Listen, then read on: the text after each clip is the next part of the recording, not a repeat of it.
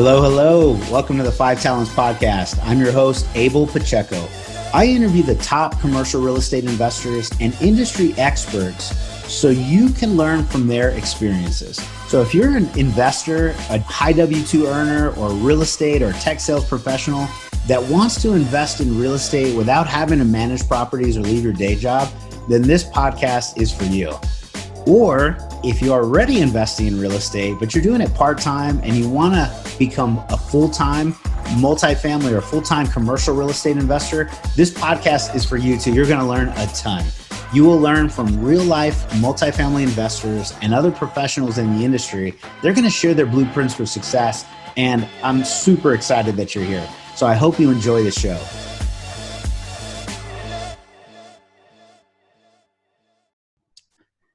Hello, hello. This is Abel Pacheco with the 5Talents podcast. We are super excited this interview. If you're listening, if you're watching on YouTube right now, either one, we've got a fantastic guest, Mr. Willie Smith, and Will has had a tremendous background. I think you're going to get a lot of value from today's show. Just the perseverance, the determination, the will, literally the will, right, out of the show. So I'm excited. I'll first introduce Will with a little bit of background so you know who he is, and then I'm going to turn it over to him so he can introduce himself. So Will, you're the CEO of Onyx Capital Investments. That's awesome. Congratulations. Yep. Thanks. Yes, sir. And you're also a commercial broker for the Overton Group, right? That's right. And that's out of North Carolina? Yeah, I'm in Greenville, North Carolina. Greenville, North Carolina. That's awesome. And you were a former East Carolina University football player. You went on to play in the NFL. You played with the Washington Redskins, the Oakland Raiders, the Los Angeles Chargers, and the Carolina Panthers. Man, that's amazing. How long was your NFL run?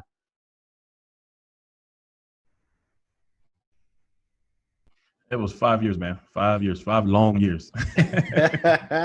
5 long years, man. I'm sure that was a brutal run, and I'm glad you're here with us and doing some amazing things in commercial real estate.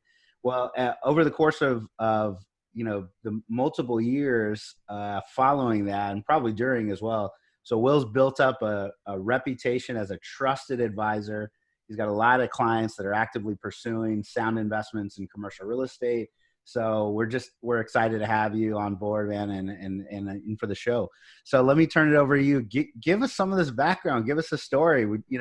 Whenever you want to pick up. I don't know if it's high school, before college, or let me turn it over to you, sir. Yeah. Well, I appreciate you having me on the show today. I'm excited to be up here and share with your audience who I am and how I got to where I'm at today.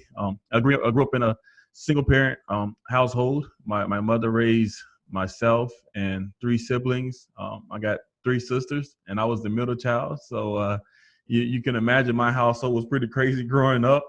And I went to a small school. My graduating class might have had 150 people in it. Oh, it was a small school. Yeah. And believe it or not, man, I wanted to be an NBA player. Everybody that knew me in high school and junior high school, all thought I was, going to be the next, big thing. And that was my dream. That was my goal. And if you talk to most football players want to be NBA players, and most NBA players want to be NFL players. Wow. So it's so funny, man. Yeah. And, and my story shifted my sophomore year in high school. The football coach came to me and said, "Look, man, you're 6'6", 225 guard in the NBA, and I was playing power forward." And he said, 6'6", right now you're a D1 athlete in football. And it was like the light bulb went off. I was like, man, it's so much easier if I just do football. So I went out there, started playing football, and got a full scholarship to East Carolina University. Came here. Played almost every position you could play on the line. I played D tackle, D end, tight end, offensive tackle, and I finally found my home there. And was fortunate enough to play good, get seen by a lot of teams. And I thought I was going to get drafted, but I was never drafted. It was a lockout year, so I'm sitting here trying to figure out what was going to be next for me. And well, fortunately enough, I was able to get my degree in business management. So I did have something that came from my time at East Carolina. And, trying to figure out what was next, it was a lockout was like maybe 8 months. And, I'm just fresh grad and, still have dreams of playing in the NFL. And I had to figure out a way to, make some money. So I went and, got this sales job with a company called Cutco. And, they have this very fine kitchen cutlery. And I became one of the top sales reps for the company while I was there, man. And people used to always ask me, man, how you selling all these knives? And I said, look, man, I'm 6'6", 300 pounds. I said, you're going to buy these knives or we're going to have a problem. And I sold a lot, man. And, when the lockout ban lifted, I would say almost every team called me and said, look, man, we want to have you. We want you. We should have drafted you. And I was like, well, why didn't you? And, I was a little salty. But nevertheless, man, I went to the Washington Redskins, made their team as an undrafted free agent. And, started 4 games for them. And then the Oakland Raiders picked me up off of waivers the next year and started 8 games for those guys. I was there with Carson Palmer.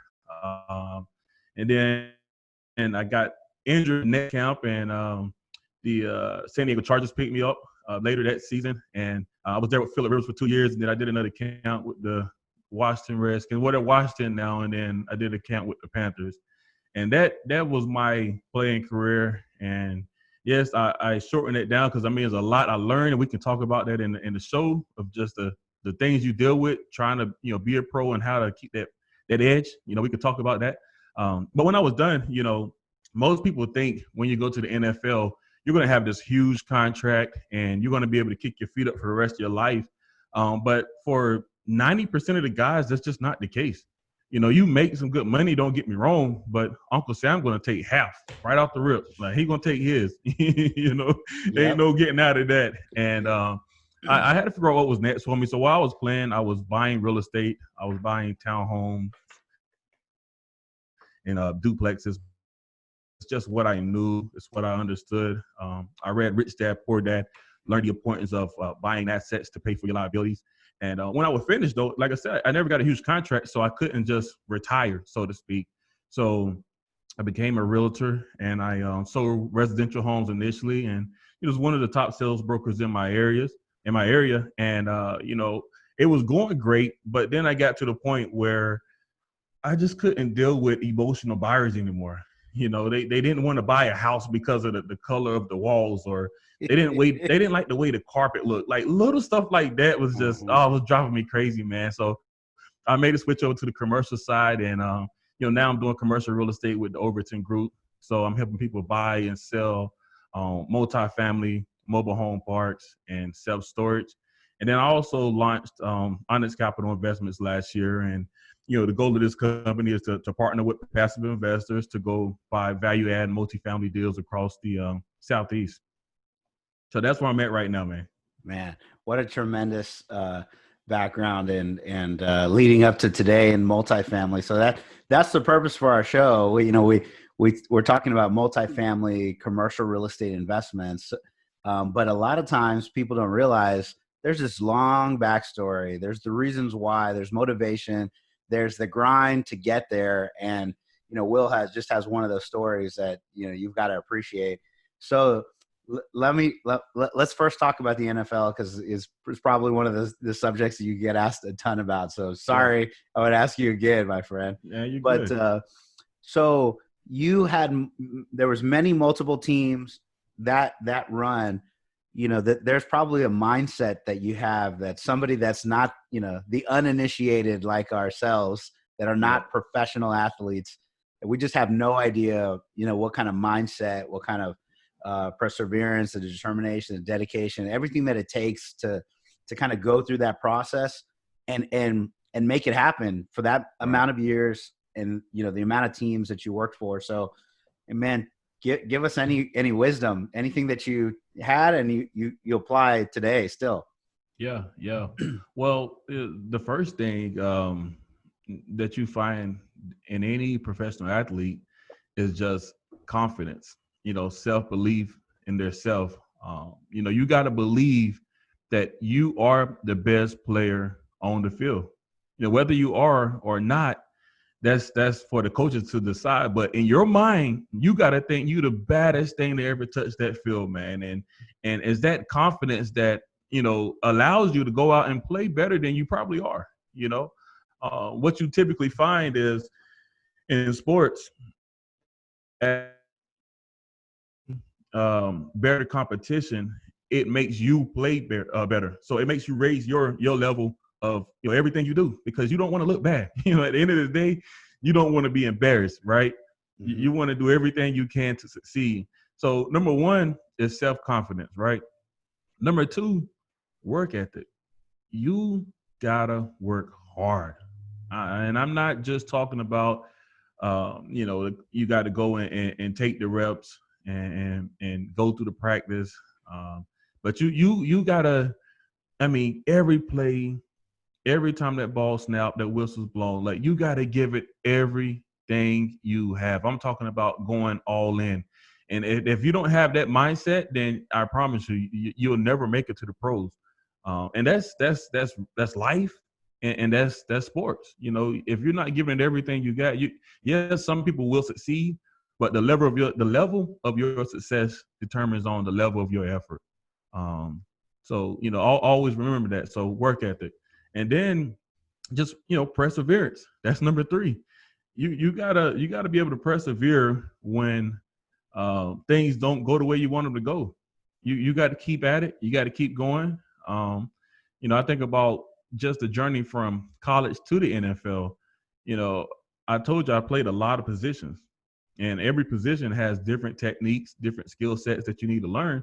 So every time I switched, I would try to do everything I can to learn how to be the best player, how to be the best left tackle when I became a tackle. And what did that mean? What did that take? That took me putting in some extra reps before practice, extra reps after practice, sacrificing the time in the locker room with the guys, go out there early, and put in the extra work. On the weekends when nobody's there, you're in the field somewhere doing the extra stuff. And, that's what I would say to anybody that's looking to invest. If you're not doing extra, if you're not getting up early, if you're not, going to bed late, working on underwriting, looking at deals, reaching out to brokers, building relationships, networking with other operators in the industry. If you're not doing all those extra things, your odds of succeeding in this business is slim to none. You can create some success, but will it be sustainable? Probably not. Thank you, man. That's awesome. The confidence, the self-belief, the work ethic, and the perseverance all definitely apply. And I kind of like the way, just wrapping it around to multifamily, because that's absolutely what you have to do. You have to learn underwriting. You have to figure that stuff out. How do you know, if you find a diamond in the rough, how do you know it's actually a diamond, right? How do you even get an opportunity to see one if you don't have those broker conversations? How do you even, figure out how to raise capital if you're not, talking to investors and getting up early, staying up late, whichever one. There's some sacrifices that you made to be in the NFL and to, have that success over, year in, year out, over and again. And it definitely applies to this world as well. Any industry, right? Right. 100%. That's awesome. Well, thank you very much for that. And I will tell you the next thing I wanted to circle back up to. I don't know if I didn't catch this. So for the audience, me and Will knew each other. We've already, we've done some of those network cycles maybe about a year ago, and kind of, chatted. We were talking about multifamily was the topic. However, Will, I didn't know you sold Cutco, man. How long did you sell Cutco for? Yeah, man. I was doing Cutco. It was probably for about 4 or 5 months, man. I was just out there grinding, man. Putting the work in and selling them, man. Yeah. Well, it's awesome that you talk about that. So I sold Cutco too. Oh, wow. Hey, nice. And I love talking about, the time that we were slanging blades, that we were selling knives. And I was a pretty sharp sales guy, and Yeah, all the yeah, things that people made fun of me for, I did that for. I actually did that through college, so I wasn't the NFL 6'6" big professional athlete. My yeah, my football career ended in high school, but sold Cutco yeah. for 5 years, so that's awesome. Nice. We learned a lot of lessons there, right? Absolutely, man. And that's what I would tell people too. Let me just say this. People, you'll hear some gurus say, go big or go home, or forget about working that job, just be an entrepreneur from day one. And yes, that's those are all positives, but don't discount the experiences you learn from the jobs you have.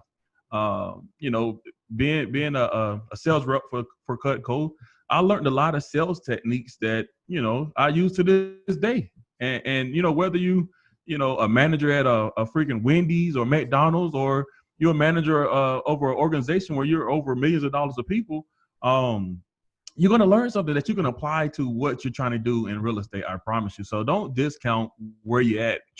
So my thought process is, man, whatever I'm doing, wherever I'm at in life, I'm going to do it to the fullest of my ability, because I know I'm going to be able to take something away from that. Absolutely. Fantastic. Absolutely right, man. So thank you. Good to reminisce about some old Cutco days, right? Oh yeah, man. Um, so another thing I heard, in your intro were the taxes that you paid, right? So Oh God. most people think about, oh, you're in the NFL, you made it. That's how, something in my head, that's how I equate it to. You're on TV, you're a professional athlete. Yeah. Oh, you made it. You no longer have to work, which is absolutely not the truth. Right. But that's how some people think about it. So, Yeah. maybe tell us about, internally, like what happened, money, taxes, just give us some insight here. Yeah, for sure. So, when you see a contract, let's say it's $10 million contract, from day one, they're going to get a signing bonus, but Uncle Sam, anytime money's going around, Uncle Sam's going to have his hand out. And, the level of money that he gets to get from you depends on your income bracket. And, if you're at that higher tier, then you're going to get taxed at a higher rate. And, you might well say whatever money that comes to an NFL contract, you're going to get taxed right at 50%. You might well say it's going to be cut in half, whatever you get. So then your money's cut in half, but people still see, hey man, you got a $10 million deal. That's all they see. But no, really, I got $5 million. And now you got, hundreds of people bringing you, hey man, invest in this water shop, or invest in this blue pill, like, invest in this and invest in that. And you're like, man, you just get pulled from so many angles. And then, you got a home back where you're from, and then you got a place where you're playing at, and you got your living expenses there, and you want to take care of your moms, and you want to take care of your family. It's just, you get pulled from so many angles. And, you can imagine that's why a lot of guys go broke, because, even if they are making a ton of money, they're spending a ton of money because they feel like the money's going to keep coming. And, one of my reasons for creating my podcast, Generational Wealth Through Commercial Real Estate, was to be able to, interview people like yourself, other industry players, and let people learn that, look, man, you don't have to be a freaking athlete to make a lot of money. You can make a lot of money by owning real estate. And instead of, giving your mom, X amount of dollars every month, go buy her a multifamily building, and that building is going to pay her X amount of dollars every month for the rest of your life and her life. So that's the educational piece that I want to put in front of these guys, because, most of the time they, you have financial advisors and they're not talking about real estate. They get incentivized by holding your money in their accounts, and, the stocks and bonds that they put your money in, because they typically get a percentage of what you make. So if you're putting your money into real estate assets, then that's taking money away from what they can make. So I really want to get in front of these guys and educate them on that, man, because they just don't know. I didn't know. Yeah. How old were you when you got your first big deal? Well, I don't think I ever got a real big deal. I was just the guy that basically, hey, did enough to make the team. I was just good enough to make the team. So I was always on league minimal, but even my rookie year, league minimal was like almost 500,000. So you Yeah. still made solid money, but it still Yeah. wasn't just that.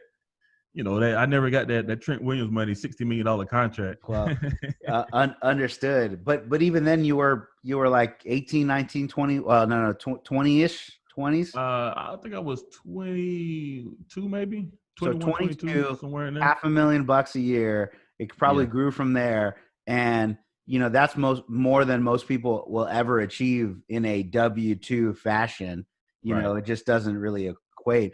And when you're 22, like you said, Yeah. did you have any educational or financial training at that point in your Nah, life? yeah, didn't not. I really didn't, man. And that's the problem, man. I don't know if the universities should implement some kind of program where they, teach financial literacy. Have guys like yourself, like myself, guys that played the sport and know the real estate side of it, and say, look, man, you don't have to put everything into this. Like you can look at this option, and this is a feasible option, but you just got to do X, Y, and Z. Yeah. That's what's missing, man.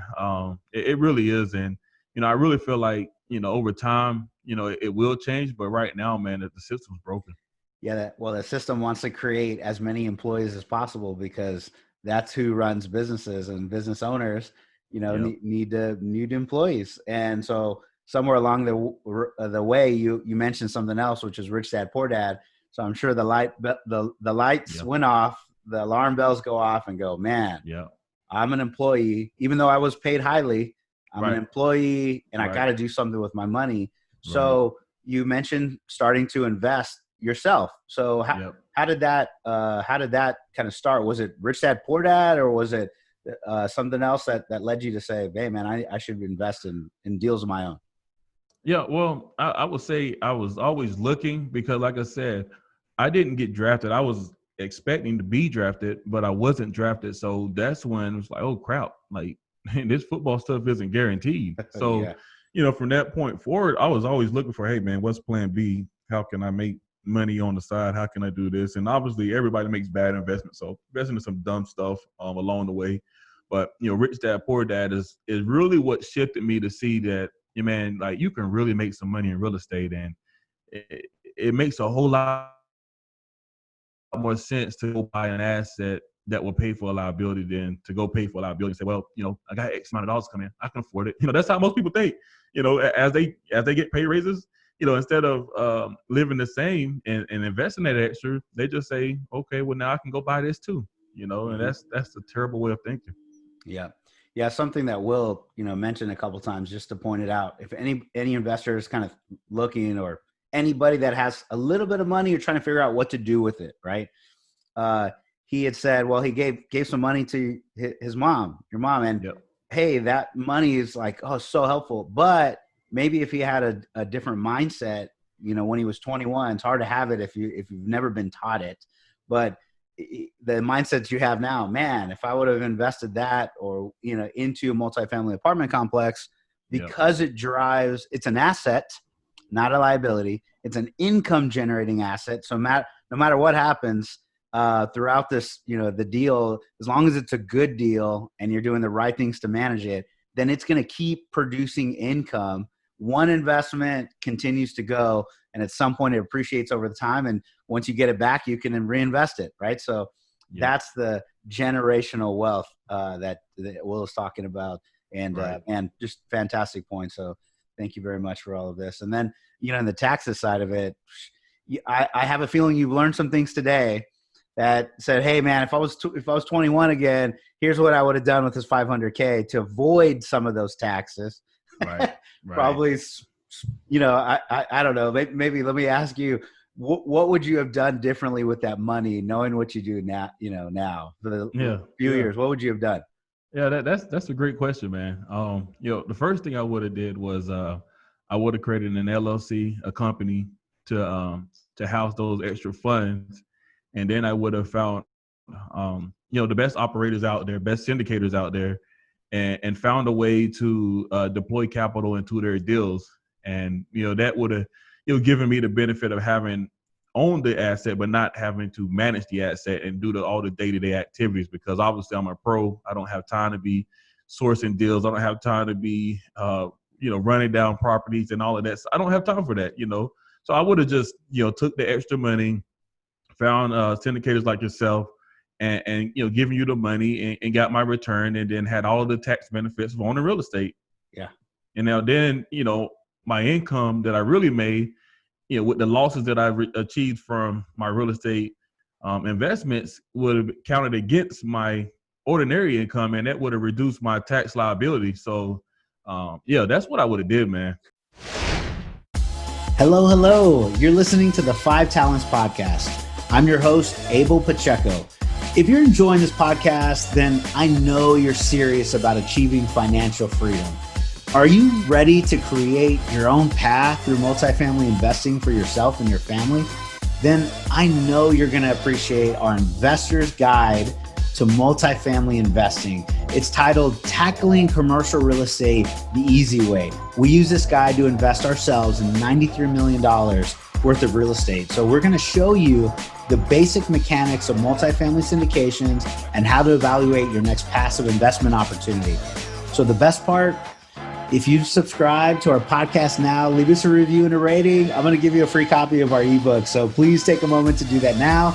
Once you've done that, go to 5tcre.com/ebook, 5tcre.com/ebook. Make sure to let us know you left a review, and we're going to send you a free copy. So thank you so much for subscribing to the 5 Talents Podcast. We really appreciate it.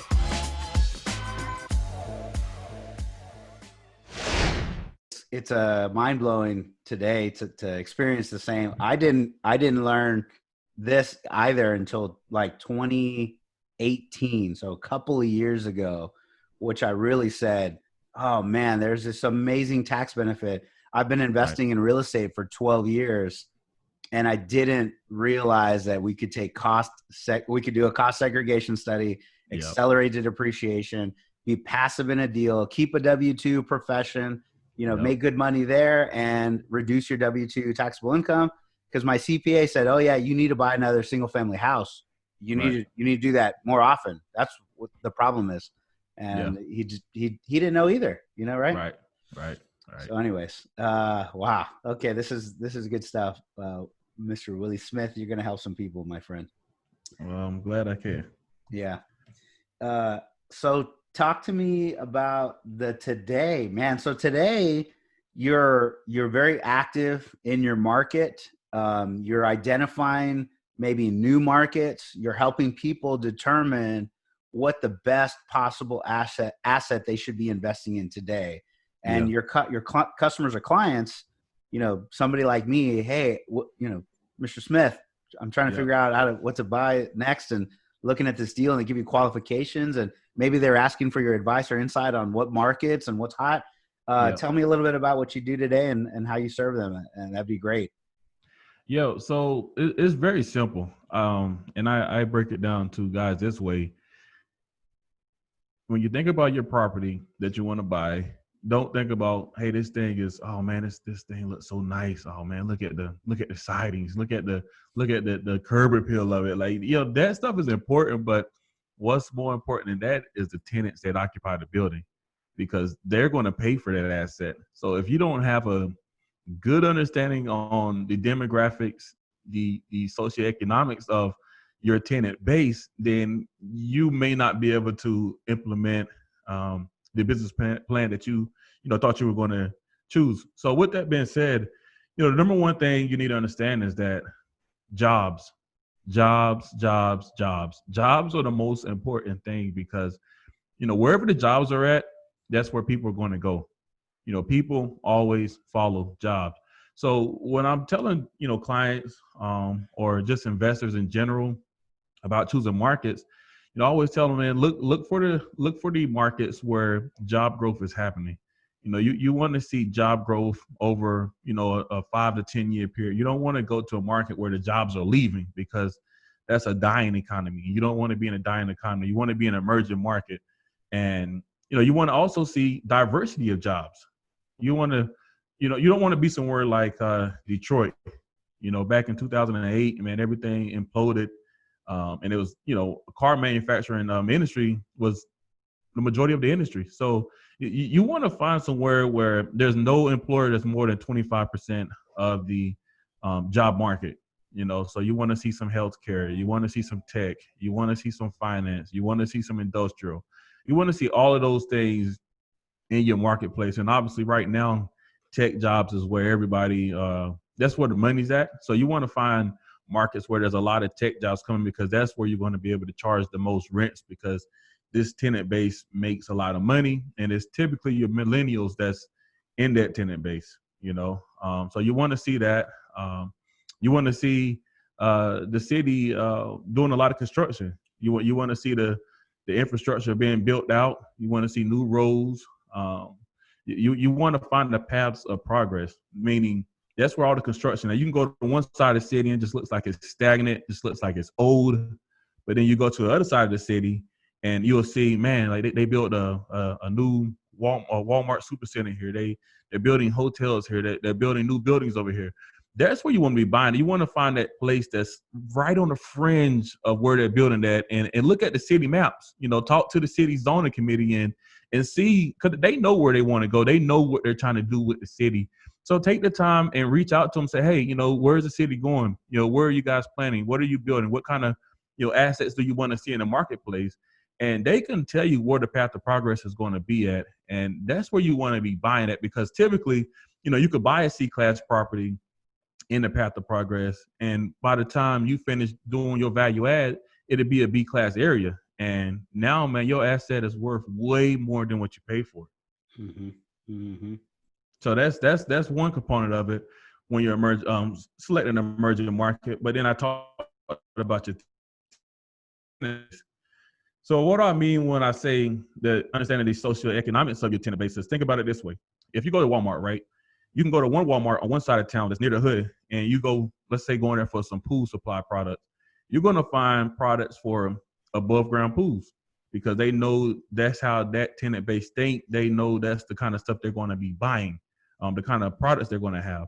But if you go to the Walmart on the other side of town near A-class neighborhoods, and you go to the pool section, you're going to see stuff for in-ground pools. So they understand that that tenant base has more money to spend. So you got to understand, wherever your subject property is, who are the actual tenants that's going to occupy that building, because then that tells you how much you can pay for the building.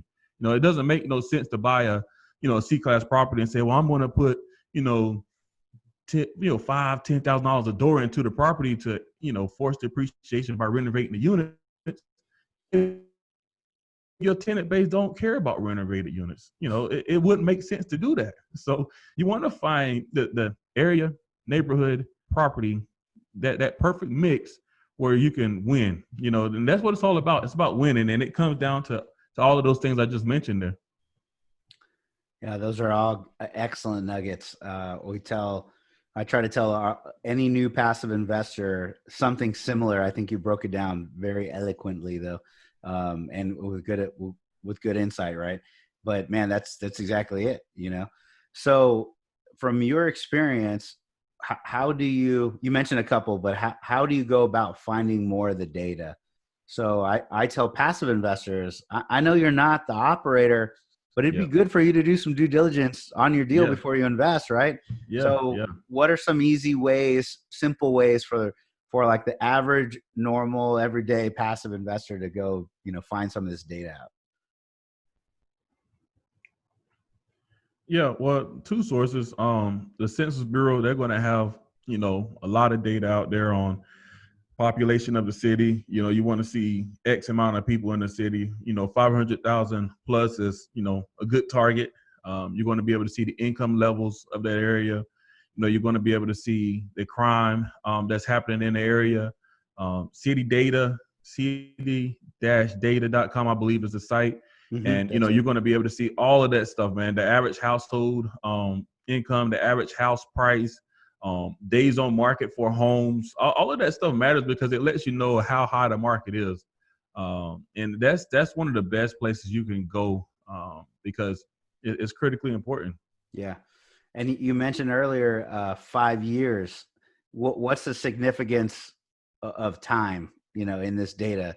What's it? Why 5 years, or why'd you choose that number?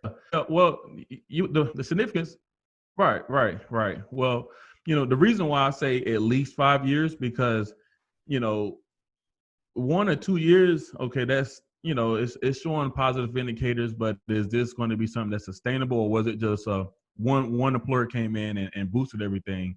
But if you see it 5 years or more, now you got a trend, and that's what you want to look for. You want to find the trends, and these sites that I'm telling you, citydata.com, they typically have some kind of chart or graph with a bar line on it, and it's showing you how stuff is trending up, and that's what you want to see. And you just want to make sure when you're looking at this data that nothing has changed. One good tip that I would give the audience today is, identify those 4 or 5 markets that you say, if I find an operator that's doing deals in these markets, I would love to be in these markets here, and set up some Google alerts. You know, um, Google alert, new construction, and Raleigh, North Carolina. Google alert, multifamily, Raleigh, North Carolina. Job growth, Raleigh, North Carolina. Population growth, Raleigh, North Carolina. Just set these Google alerts up, and then that way you're not constantly having to look in the news for these articles or whatever. As soon as it happens, you'll get an alert, say, hey, this just happened, or hey, that just happened. And that way you stand on top of what's happening in the marketplace. And when the deal comes up, you know where it's at, what part of the city it's in, and if there's really growth there or not. That's awesome too.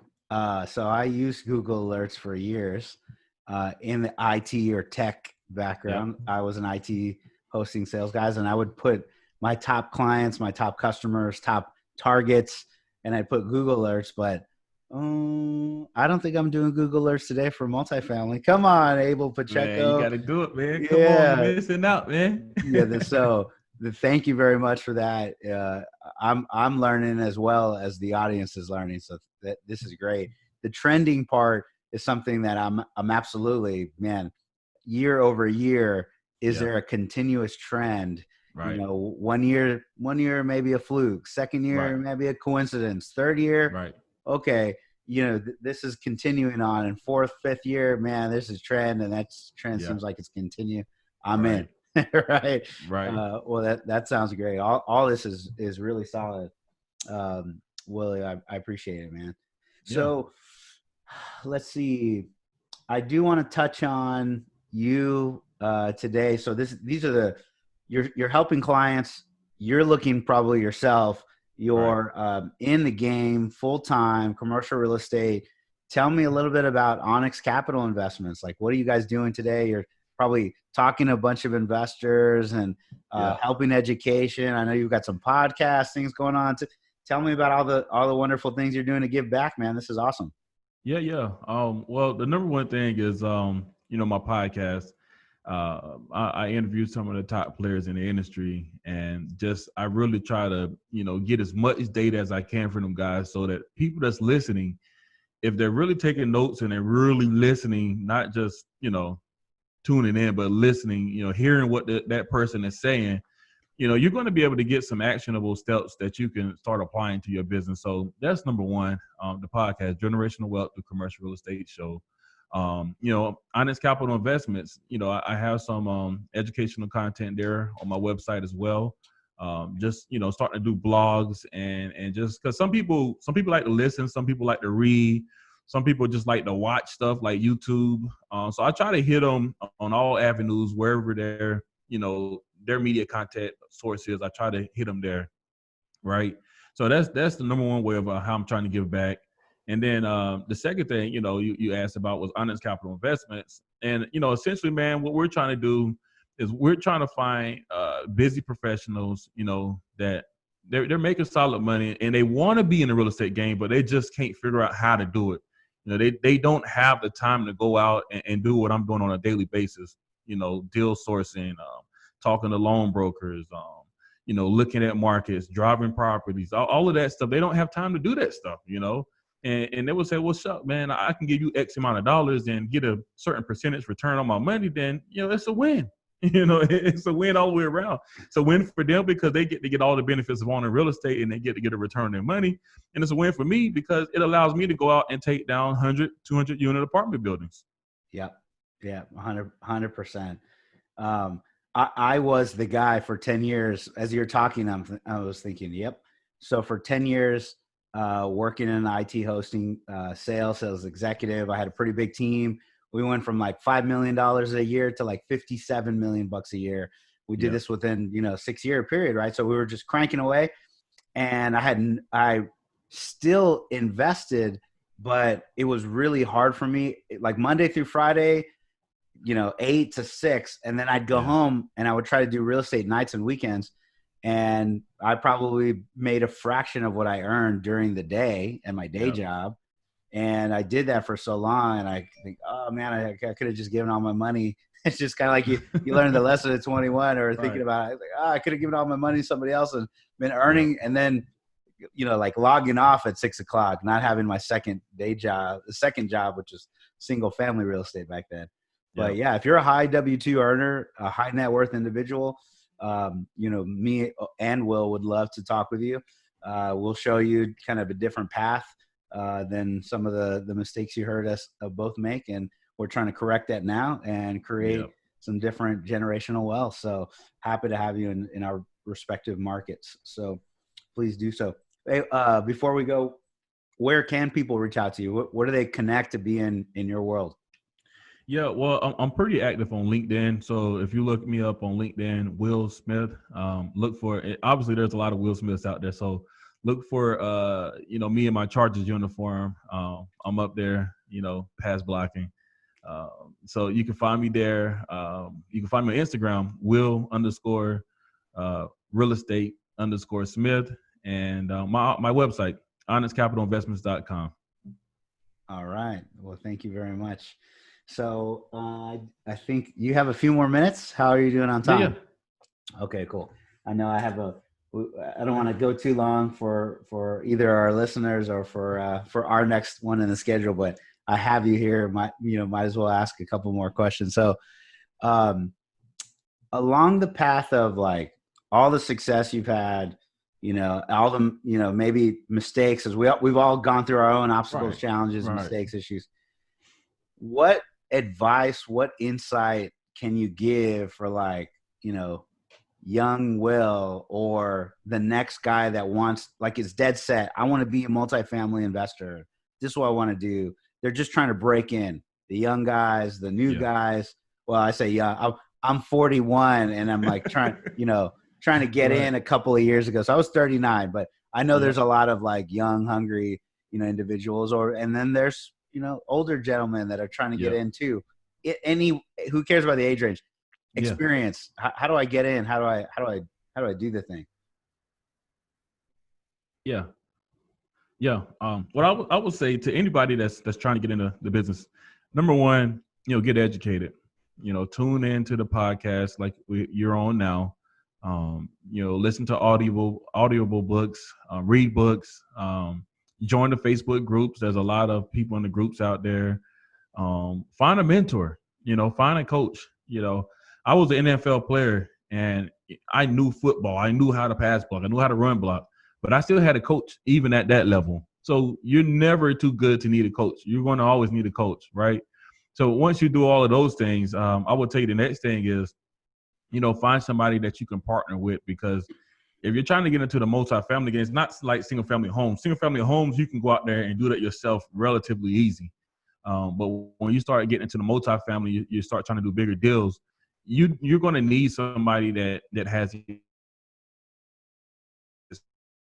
the debt side of it, that has the liquidity. Maybe you have that, but you won't have the experience needed that Fannie and Freddie want to see when you're trying to get along with them.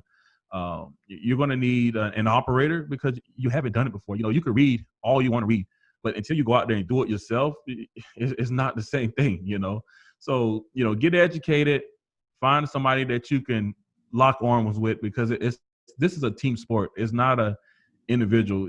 Yes, you can get going and do some small deals yourself, but if you really want to grow, if you really want to scale, if you really want to build generational wealth, then you need to find a team that you could be a part of, and you guys all grow together.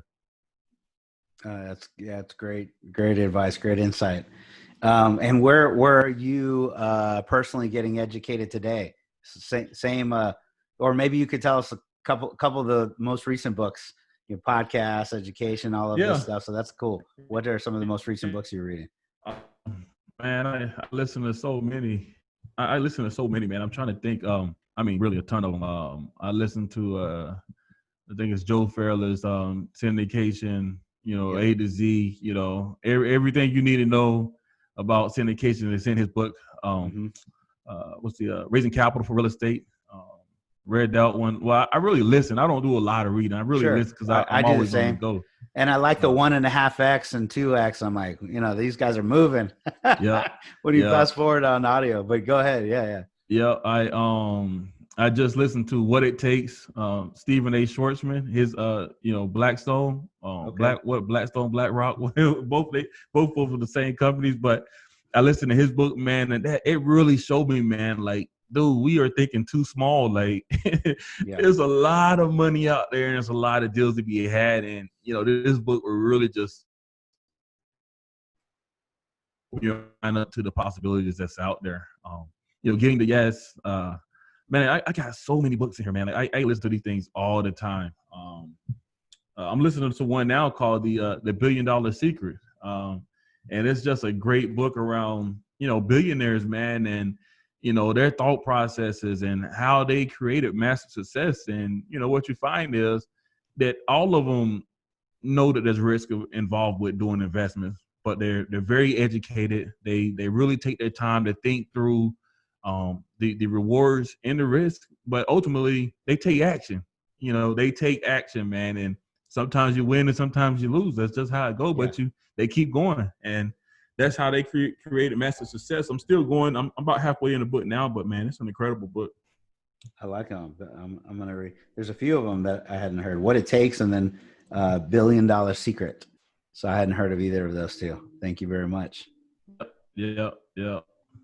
Well, is there anything today that I haven't touched on that you really wanted to share with the audience, or I know we covered a good amount, but anything else that we didn't hit on? Yeah, man, I think we covered most of everything. Obviously, if anybody's looking to either buy or sell a deal in North Carolina, hit me up. I'm out here every day, so I'm grinding. He's a great individual to know in that market, and he'll probably tell you all of the market details, the data, the trends, make your job easy, and find a great asset. And I'm sure he can help. So that's awesome. Everything today's it's been a pleasure, man. Thank you very much for your time, Mr. Willie Smith, and God bless you and your business and everything that you're doing, man. And thank you very much for your time. We appreciate it. Thank you for listening to this episode of the 5 Talents Podcast with your host, myself, Abel Pacheco. Each week, we're going to bring you interviews from industry experts and commercial real estate investors who follow their dreams and achieve massive success. Before you leave, let me ask you a few questions. Did you enjoy this episode? Did you learn something valuable? Was your mind stretched to what's possible and what you can achieve? Do you want other experts just like the one you heard today? If you answered yes to any or all of those questions, then please take a moment to subscribe to the 5 Talents Podcast, give us a 5-star rating, and most importantly, leave us a written review. Tell us what you liked, tell us your favorite guest, give us any feedback. I'm excited to learn and improve so you can get a more valuable show. So thank you again for subscribing to the 5 Talents Podcast.